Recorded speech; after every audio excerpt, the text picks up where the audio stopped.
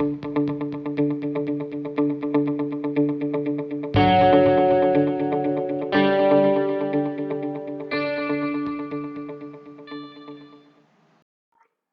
Friends, मैं हूं पवन कुमार और आज मैं आप लोगों के सामने लेकर आया हूं इलेक्ट्रिक चार्जेज एंड फील्ड्स का 4th लेक्चर।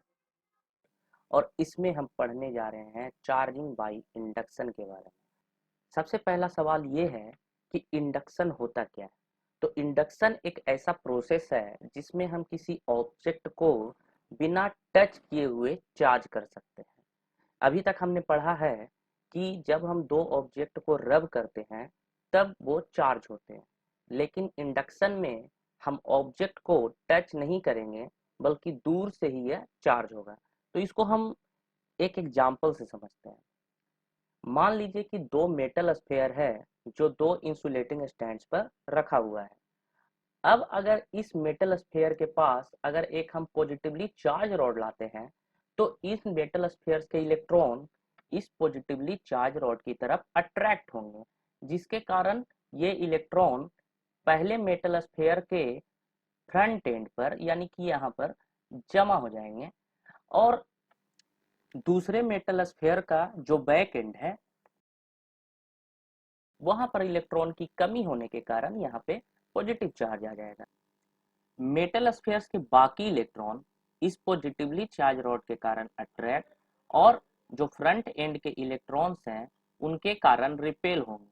तो इलेक्ट्रॉन तब तक रॉड के तरफ फ्लो होते रहेंगे जब तक कि इक्विलिब्रियम का स्टेज ना आ जाए। पॉजिटिवली चार्ज रॉड के कारण जो अट्रैक्टिव फोर्स है और इन इलेक्ट्रॉन्स के कारण रिपल्सिव फोर्स है दोनों बराबर ना हो जाए। अब अगर पॉजिटिवली चार्ज रॉड को हटा दे तो इलेक्ट्रॉन्स वापस अपनी स्थिति में पहुंच जाएंगे और दोनों स्फेयर न्यूट्रल हो जाएंगे। अब मान लीजिए कि हम दोनों मेटल स्फेयर को थोड़ा दूर कर देते हैं और चार्ज रॉड को वहीं पर रखते हैं, तो ये चार्जेज अपनी स्थिति में ही बने रहेंगे जब तक कि चार्ज रॉड वहां पे मौजूद है। अब अगर हम चार्ज रॉड को अब हटाते हैं तो ये इलेक्ट्रॉन्स यहाँ से फ्लो होने लगेंगे और पहले स्फेयर के बैक एंड पर जाकर जमा हो जाएंगे, जिसके कारण सेकेंड स्फेयर के इलेक्ट्रॉन्स रिपेल होंगे और ये पॉजिटिव चार्ज को न्यूट्रल कर देंगे। लेकिन सेकेंड स्फेयर के फ्रंट एंड पर इलेक्ट्रॉन की कमी होने के कारण यहाँ पे पॉजिटिव चार्ज आ जाएगा।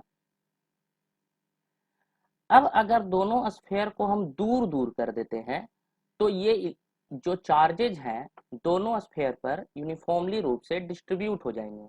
ये पहले मेटल स्फेयर पर इलेक्ट्रॉन जो है वो तो यूनिफॉर्मली रूप से डिस्ट्रीब्यूट हो जाएगा और दूसरे स्फेयर के जो पॉजिटिवली चार्ज है ये पूरे स्फेयर के इलेक्ट्रॉन को यूनिफॉर्मली रूप से अपनी तरफ अट्रैक्ट करेंगे, जिसके कारण जो पॉजिटिव चार्ज है वो पूरे स्फेयर पर आ जाता है। पिछले लेक्चर में हमने आपसे एक क्वेश्चन पूछा था कि प्लास्टिक स्केल को जब हम अपने बालों से रगड़ते हैं और छोटे छोटे कागज के टुकड़ों के पास ले जाते हैं तो वो उसे अट्रैक्ट करता है, जबकि मेटल स्केल को अगर ले जाते हैं अपने बालों से रगड़ने के बाद तो वो अट्रैक्ट नहीं करता। ऐसा क्यों होता है? प्लास्टिक स्केल एक इंसुलेटर है, तो जब हम इसको अपनी बालों से रगड़ते हैं तो इसके चार्ज जो हैं वहीं रह जाते हैं जहां पर ये आए हैं, लेकिन मेटल स्केल के केस में चार्ज जो है हमारी बॉडी से होते हुए अर्थ तक फ्लो हो जाता है, क्योंकि मेटल स्केल हमारी बॉडी और अर्थ तीनों कंडक्टर है। इस कारण से मेटल स्केल पर कोई चार्ज नहीं रहता। तो जब हम मेटल स्केल को कागज के टुकड़ों के पास ले जाते हैं तो वो उसे अट्रैक्ट नहीं करता है। अब आज का क्वेश्चन ये है कि हमने पढ़ा है कि चार्ज ऑब्जेक्ट एक दूसरे पे फोर्स लगाते हैं यानी अट्रैक्टिव और रिपल्सिव फोर्स, लेकिन प्लास्टिक स्केल को जब हम अपने बालों से रगड़ते हैं और छोटे छोटे कागज के टुकड़ों के पास ले जाते हैं तो वो उसे अट्रैक्ट करता है, क्योंकि प्लास्टिक स्केल तो चार्ज है लेकिन कागज के टुकड़े तो न्यूट्रल हैं, तो फिर वो उन्हें क्यों अट्रैक्ट करता है? अपने जवाब आप हमें कमेंट कर सकते हैं।